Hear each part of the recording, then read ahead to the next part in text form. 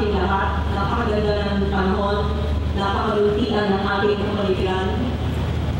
Kanina po, may nakikita ko nag-aangat ng mga seryas, machine peace talks now. Yes, I agree with you. And as an advisor to the GRT panel, I agree with you. And I was about to go to Oslo for the resumption of the peace talks. Unfortunately, it was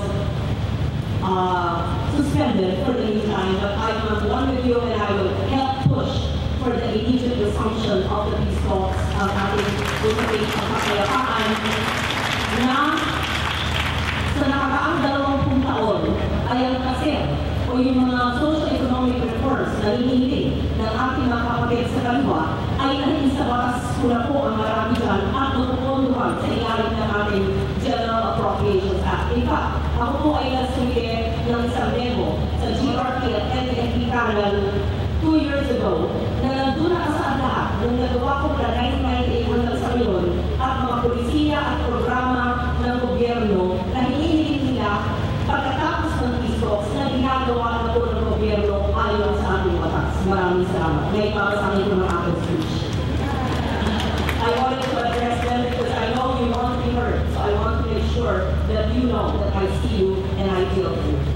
President Danny Con, Danny Concepcion, and his wife, Professor Gabby Concepcion, Chancellor Michael Pan, Dr. Prosper de Vera, the third Chair OIC and Chairman of the Board of Regents, esteemed members of the Board of Regents, members of the faculty and the University Administration, my father, Papa, Antonio Cabrera Legardo, who's 85 years old, Kapit Sundo Akulon, kung kaya niya, our happy graduates, your very proud parents, students, alumni, fellow workers in government, members of the diplomatic corps, honored guests, friends, ladies and gentlemen, and my friends from Congress are also here.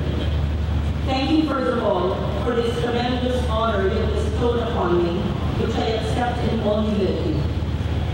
In 1981, as I stood on the stage of the then UP Institute of Mass Communications, hindi pa po kami college noon, addressing the graduating class in behalf of the three courses of UP Mass Comm, I would never have imagined standing at this podium today as your commencement speaker and honoree.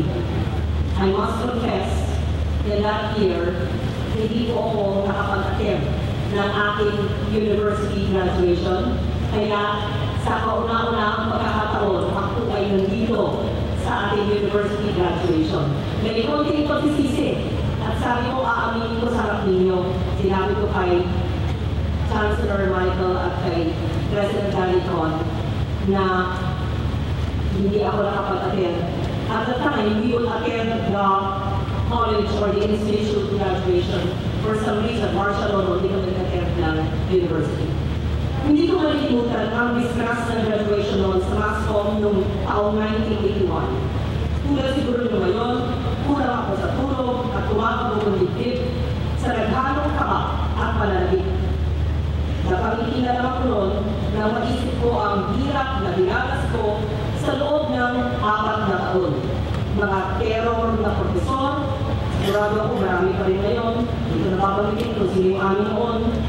Walang katapos ang exam at requirements, paghahabol ng klase mula sa UP, Mascom Building, papuntang Palma Hall, takbo sa gym para sa PE, sa main library ang tambayan ko, at balik na naman sa Mascom.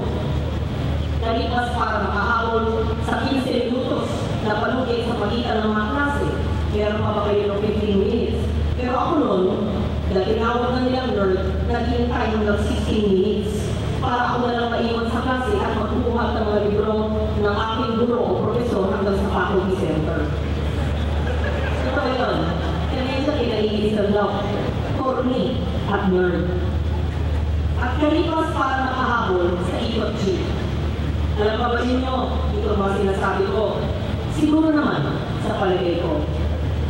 As I entered UP today, with much traffic 30 minutes in University Avenue, these memories came swarming back to me. And looking at Kettle Hall and seeing our beautiful and magnificent population, I realized that despite the passage of nearly 40 years, some things about UP never change. And I don't mean just the Eagle Jeeps, or the Caribbean, or the Sunken Garden, or the Blue Books. I know that Biliman now must have twice as many buildings as they were in my time, if not twice as many students. And where we all had to carry heavy books and stacks of note cards, most of you got by to college using just your mobile phones and perhaps Macs or iPads, if you have. Where we had to camp out all night at Hilera to get the best professors and the best schedules, and in line for our class cards, you register online and get your grades online. Things change and things move forward as they should. Hindi natin makikigil o dapat pigilin ang pagbabago sapagkat likas ito sa buhay ng tao at sa buhay ng isang pamantasan. Ang pamantasang hindi sumasabay o nangunguna sa pagbabago ay tiyak na mapag-iiwanan ng kaalaman at ng kasaysayan. Ngunit may mga bagay sa UP na hindi maaaring magbago magpakailanman. Tulad ng inyong napiling tema para sa taong ito.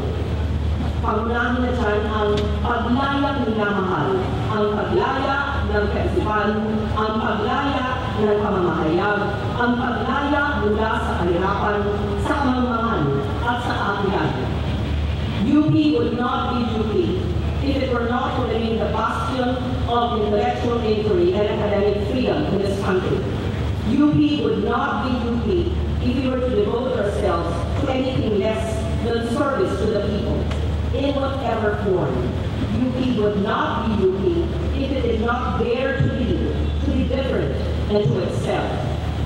Ito po ang aking nararamdaman ngayong umaga nang muli kong pasukin itong pinakamamahal kong campus. Hindi lamang gumaan ang aking loob sa pagkaluntian ng mga puno at sa masayang pagbati sa akin ng mga sunflowers sa University Avenue. Naalala ko kung bakit. Sa kabila ng katotohanan, ang aking ama ay ateista at ang aking mama, yumaong mama, ay taga-Asuncion. Ako po'y nagpasya na akong magkokoleyo sa UP. And I confess, tumakas pa ako para mag-exam sa UP dahil ayaw ng aking magulang. At sa UP lamang. Sapagkat bata pa man ako, ay batid ko lang sa UP lamang ako magkakaroon ng lubusang kalayaang mag-isip. At ang ginawang ito ng paglayang minamahal ang dumaloy sa aking pagkatao kanina. Inabata na naman akong sabik na mag-aral at matuto. Nakakihalubilo sa mga kaklase na nagmula sa magkabilang dulo ng kapuluan na maglakad ng kakayapak sa damuhan. Ito ang nararamdaman ng bawat tunay na anak ng Diliman o ng UP Manila o Los Baños, Visayas at saan pa man may UP ngayon. Tulad ng ating madalas sabihin, malayong lupain, aming mang marating, di marubago ang damdamin. Ako po, si Lorna Lina Bautista Legarda, student number 7709178. Memoryado ha? Hindi ko kailangan tumigil sa notes. Saan pa man ako nakarating, ay hindi rin nagbago ang damdamin.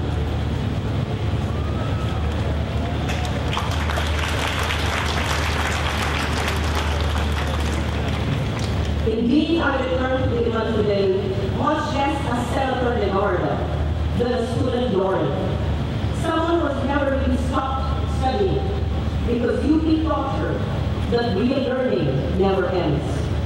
I have no PhD, although I am quite proud of my master's degree in the National Security, Master's in National Security at the National Defense College of the Philippines way back in 1993, where I was a young journalist.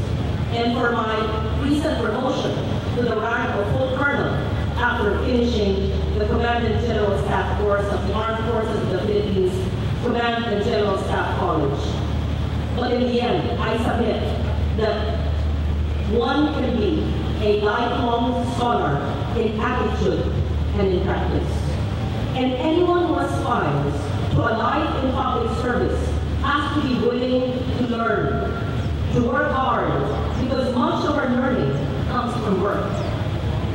My path to that life was never straight or easy.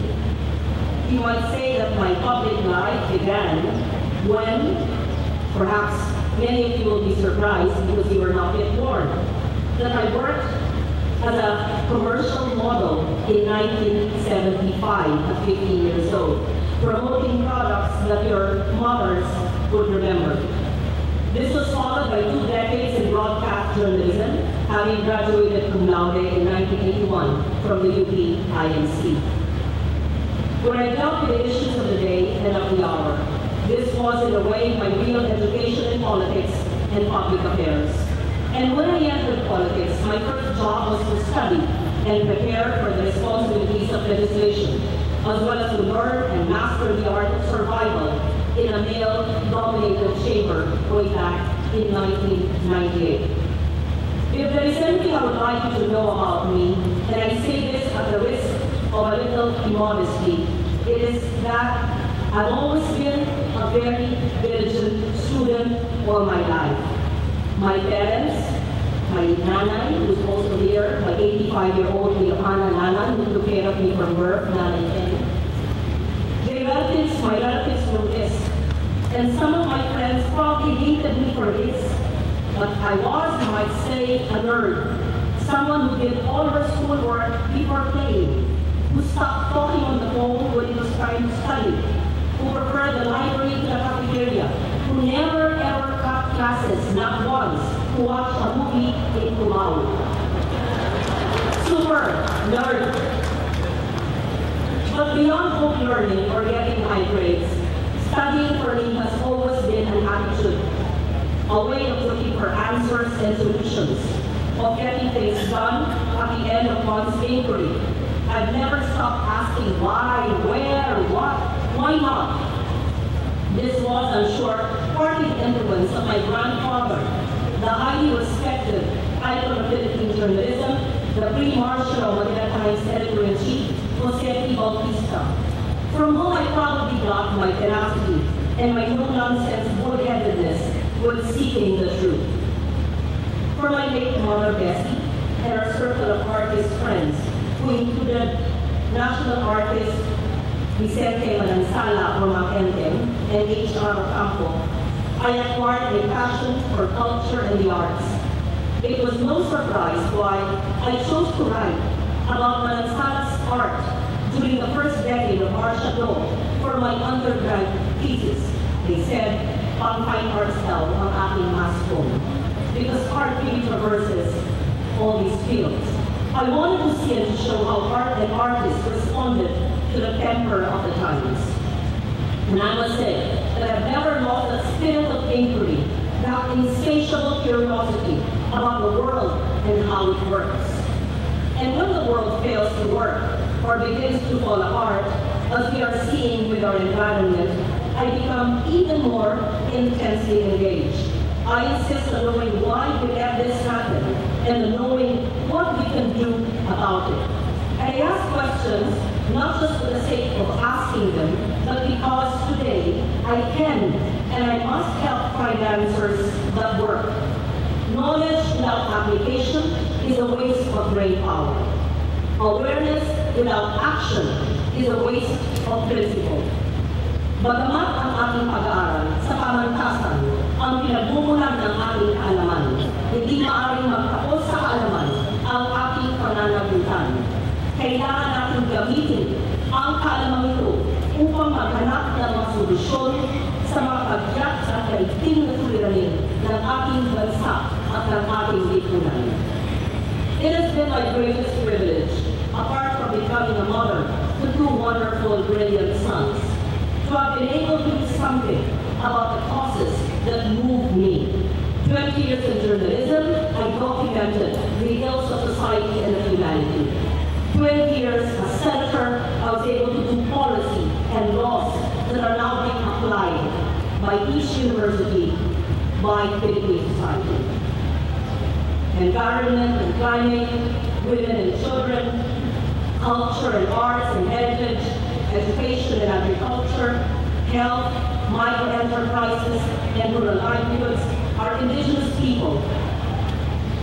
And what has made that possible has been my work in the public sphere, which I invite and challenge you, our graduates, the brightest of our Filipino youth, to enter and to dare engage in.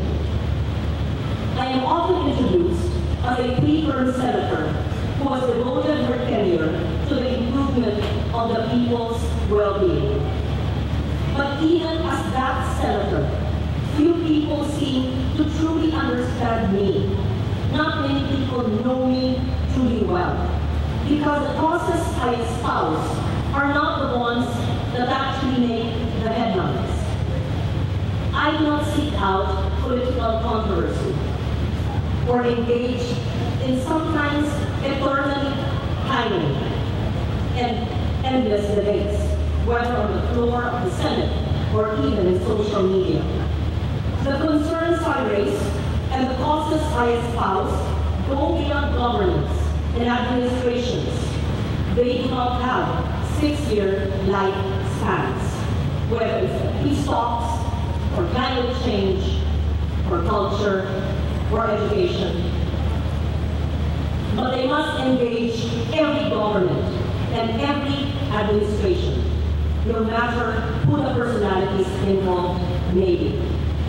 They must be on every credible political party's platform and agenda, whether they stand on the right, the center, or the left.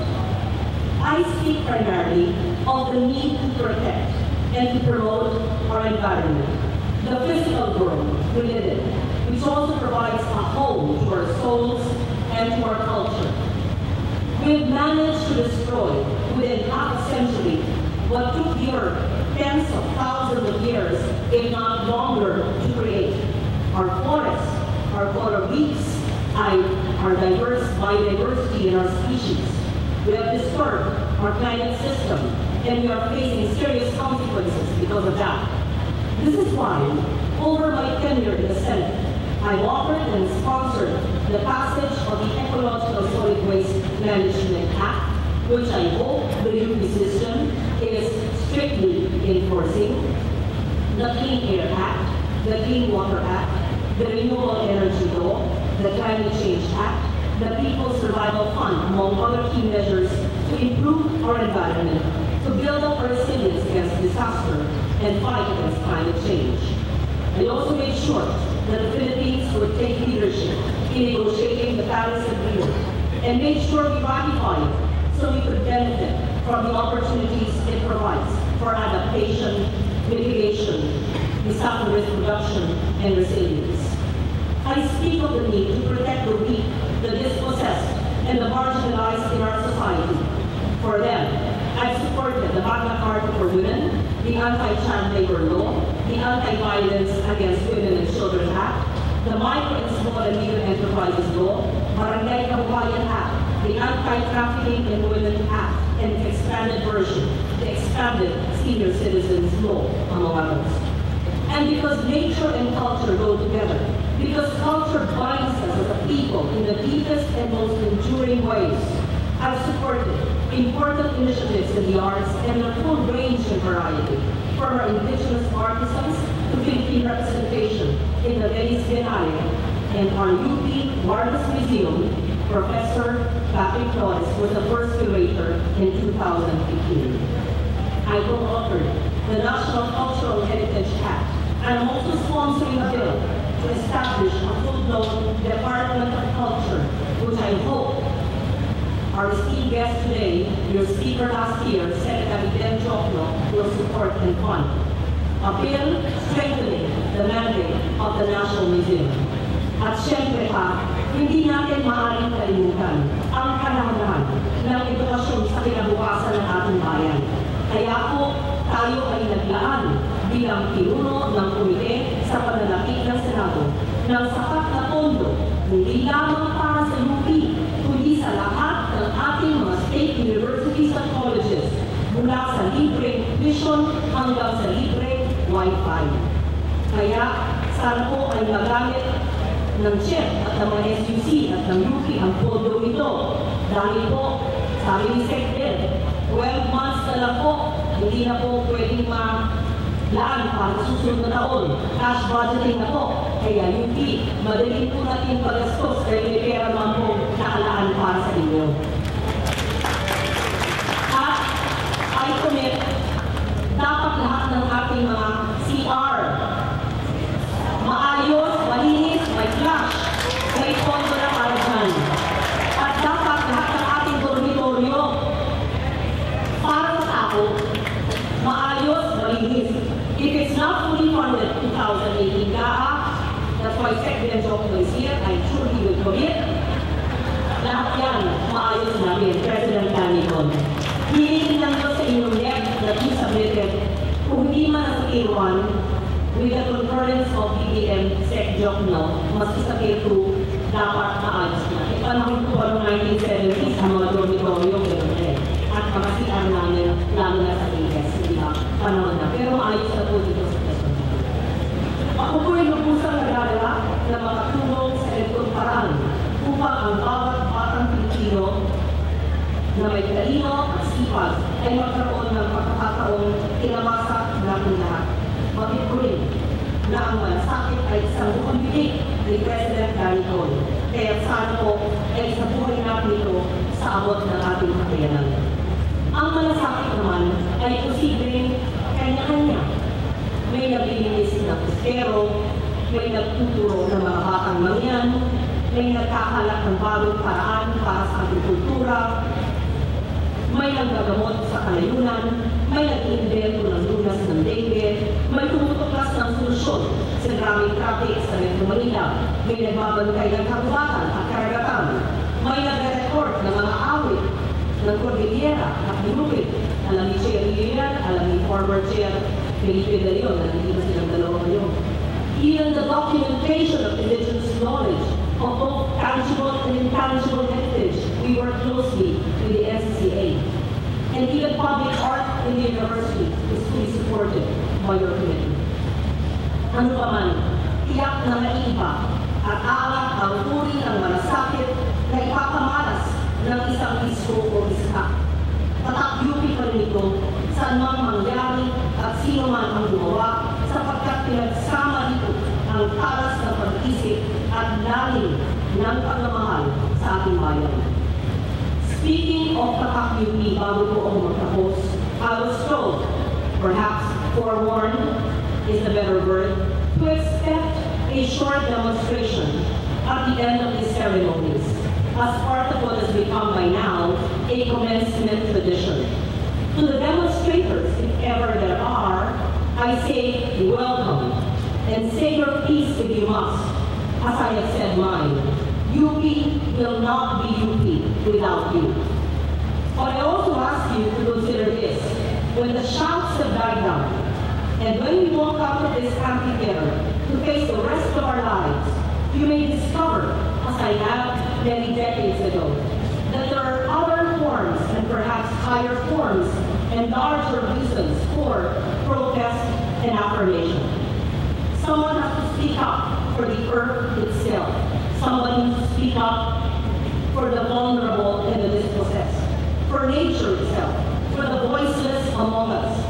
My work in the Senate for 20 years is my demonstration against the abuses and the inequities that have destroyed our world. But beyond speaking, we need to act in the respective spheres and communities to protect our future.